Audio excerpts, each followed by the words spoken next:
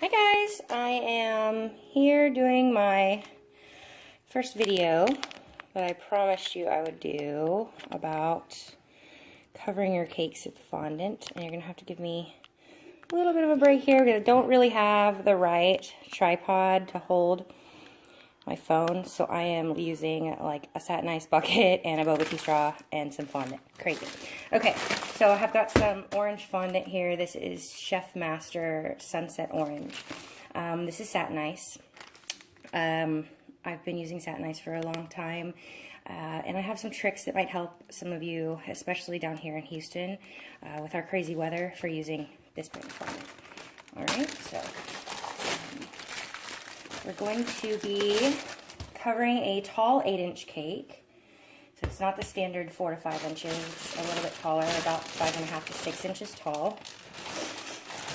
Okay, so I think I might go a little bit more. One of the most important things about covering a cake with fondant is conditioning your fondant. What do I mean by that?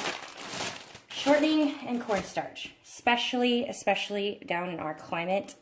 We tend to have issues with elephant skin and tearing. It's humid and then it's dry, and our fondant just does crazy things. So what I do is I'm going to work a good amount of shortening in, guys, like a good amount, okay? Just like this. Until the fondant starts to feel like it has some nice stretch and pliability. If you just take the fondant straight out of the bucket and try to roll it out, you're going to have a lot of issues. So I've already kind of preconditioned this because I was coloring it to prepare it for this cake. And then I'm going to use some cornstarch here. Y'all, use a makeup brush. It's so easy. I'm just going to give myself some cornstarch. This is going to help our fondant move. Keep it from sticking too bad to the surface we're working on. Okay, so I've got some nice stretch here, all right? That's what we're looking for. So, now that I've got this kind of in the shape that I want, I'm gonna put a lot of cornstarch down. Some people use powdered sugar. I prefer cornstarch. Powdered sugar for me kind of creates this graininess to the surface of the fondant when I'm touching it that bothers me. It doesn't change the way it looks once it's on the cake. Just for rolling out and for covering, I prefer cornstarch. You guys use whatever it is you like to use. Okay. So I don't want it to stick to my rolling pin. We're starting to roll out. If you want an even layer of fondant, it's really important that you don't, a little bubble here, that you don't roll the rolling pin over the back ends of the fondant. Why? Because when you do that, you tend to thin that part out a little bit more, and we don't want that. I'm just going to pop any little air bubbles that I see in the beginning, because if we don't, then we're going to end up with a lot of smaller air bubbles later. Okay? And I have a fondant smoother on hand. Actually, my favorite fondant smoother, especially for using or for creating sharp edges, is the smudger. But I don't know where I put mine. It's possible that my 2-year-old ran off with it, but I have yet to find it. So I'm going to work with the regular white traditional fondant smoother today. Okay. So it's important for you to continually move your fondant around. If you don't, you're going to end up with fondant that sticks to the bottom of your cake or to your table. We don't want that. Okay, so I'm rolling mine out to about a 1/4 inch thick. Little trick here is when you are covering a tall cake, it's always a little bit more difficult than covering, say, a regular 4-inch tier.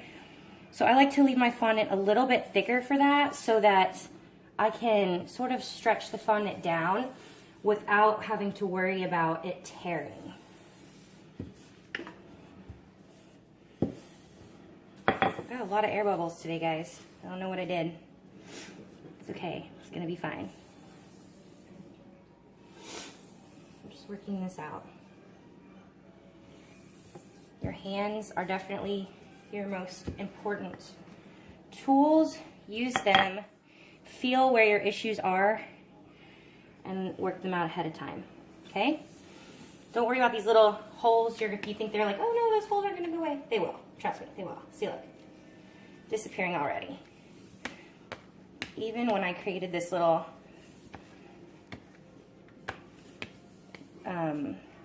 fold here, you can see that I can still buff it out. All right, so I'm just going to give a slight dust, just enough so that it doesn't stick to itself. And then I'm going to roll this up on my rolling pin and go grab my cake. All right, as promised, 8-inch cake covered in,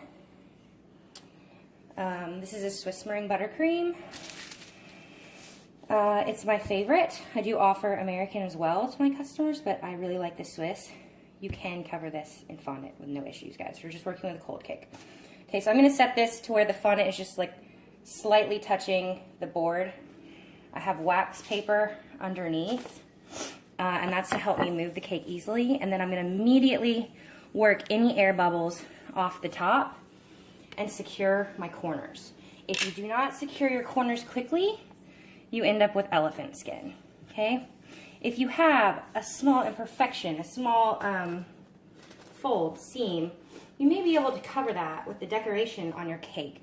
So don't panic. Don't feel like, you know, when you cover your cake in fondant, if it's not perfect, it's gonna be obvious to everyone, because it's not always. So I'm working on the opposite side of my cake. I'm pulling my fondant out and just gently stretching it down. Can you guys see that? Like I said, I don't have a great tripod right now, so I will work on that for the next video, promise. So where I'm having issues, I just kind of pull it out a little bit and then use this palm of my hand right here, this edge of my hand, to push it down. I'm not gonna worry about the bottom right this second. So as I'm working, I'm kind of stretching the fondant down a bit. I'm gonna turn the whole board. Pick a side that's easiest for you to work on and work on that side. Don't feel like you have to work on the side that I'm working on because I'm doing it. You have to try stuff. You have to try a bunch of different techniques before you find what is going to work perfectly for you. Okay? Just bringing that down. So there's a bunch of different ways that you can, of edge effects that you can create with your fondant. Some people like to leave it a smooth edge. Depending on the design is how I decide what I'm gonna do with my corners. This cake is for a little girl's birthday at Gymboree and jumping and playing, and the design is kind of, it's a very sort of clean design, but it's also sort of sweet. So instead of doing really sharp edges, I'm gonna do something a little bit in between, okay? Not quite round, not quite sharp, not razor edges, just kind of in between. All right, so you can see that I now have my fondant around. I'm gonna take my smoothing tool, my smoother, and push the fondant down against the cake so that I'm creating this line around the bottom that's going to show me where to cut, okay? You don't want to push too hard because you don't want to create like flat spots on your cake. I'm just using this bottom edge of my smoother to push it down. The smudger is great for this, you guys, like I was saying earlier, the smudger is my favorite. If you have some little dimples, like you can see I have a few dimples right here, don't worry, we're going to get rid of that in just a minute, all right? Okay, so next thing is a paring knife. And you want something pretty sharp. I think everybody has their favorite. Here's mine. Something simple and clean. And first I'm going to just take off this outer skirt because I don't want it to dry. I'm going to use it to cover my second tier. So I'm going to knead that back together.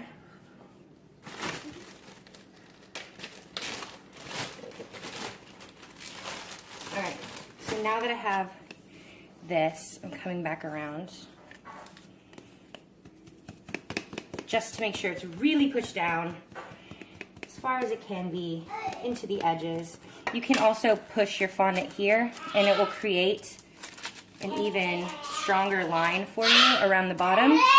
But this next step's pretty easy. So as long as you're holding your knife properly on the next step, you should be okay. Okay, so I'm going to lay my knife. I'm going to actually do it with my right hand, so I'm going to be working over here, but I'm going to show you. I'm going to lay my knife flat up against the edge and then drag it around.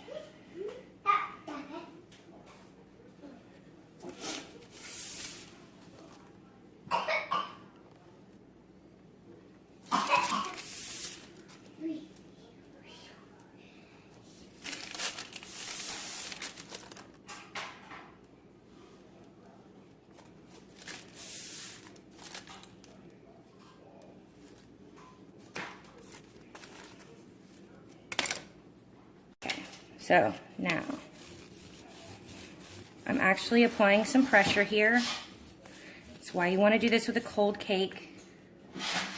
Guys, don't try to cover a buttercream cake while it's room temperature. You're going to have buttercream squishing out everywhere.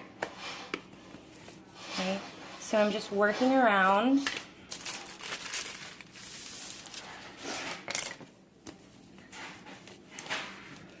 To get this as smooth as I possibly can. I have my hands on the cake because I want to feel if there's any bubbles, if there's any air pockets. I want to get rid of those right away so that I don't have my fondant pulling away from my cake. Feel your cakes. Use your hands. Get close. Have a relationship. I can feel I have an air bubble forming right here already. So I'm going to try to gather it all to one area, pick a spot that I'm okay with. Having a little tiny hole. You can use a pin. I just, truthfully, I'm kind of lazy, but I'm going to cover it so you're never going to see that. Okay? All right, I don't want to have any air bubbles. Now, if you were going to do super sharp edges on this cake, at this point, I would have turned it over and used the upside down method to get some kind of sharp corners. If you cut your fondant a little too short, just use your fondant smoother to push that fondant down and get your flat edge back. Okay. And then we're going to trim it even again to make it super cleaner on the bottom. Don't be afraid to put some pressure here. If your cake is cold, it's going to be just fine. All right, so I'm pulling this around. Just paying attention to that bottom edge right now because sometimes you don't want to have a border, and so you really have to give it a little bit more attention. Just cleaning it up a little bit. Throwing these pieces away.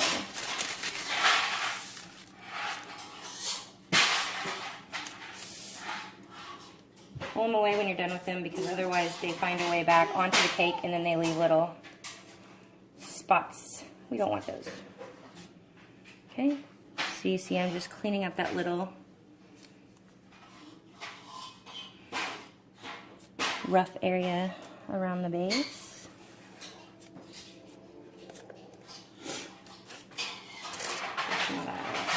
Okay, so this is a soft edge, a soft corner, like we were saying earlier. See here. But if you want to sharpen it up a little bit, like I said, you can do the upside down method, which I can show you in another video.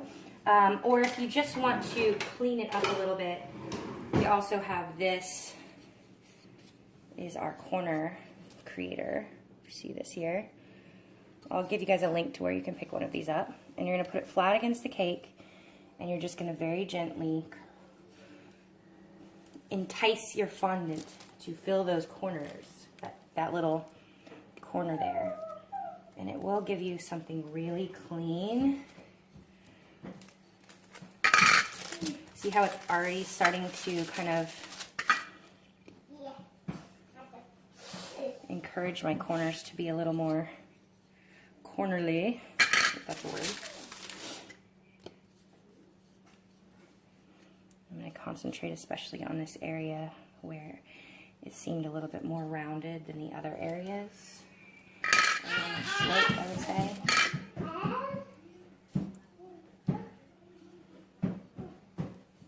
Okay. And then once you do that, so we have this nice continuous sort of edge to our cake here that looks the same all the way around. And I'm going to come back in and I'm just going to address any issues that this bottom part may have caused here when it was hitting my cake. Beckett is very excited about this color orange. If you can hear him in the background. Okay, and there we have it, guys. Covered cake. Thanks for watching. So I'm working on my second tier for the cake right now, and I wanted to show you, again, to get a nice clean edge down here at the bottom. Come on, focus. So we see I have some that's just a little bit screwy down here. I'm just taking my fondant smoother and I'm pressing downwards very gently. Say hi, Beckett. Hi, Beckett. And I'm just pushing this down to create, if I can get it to focus, this nice little lip so that I can cut this off for a really nice clean edge. See how clean that is? Alright, guys. I am going to figure out how to do this video thing eventually, I promise you. Alright.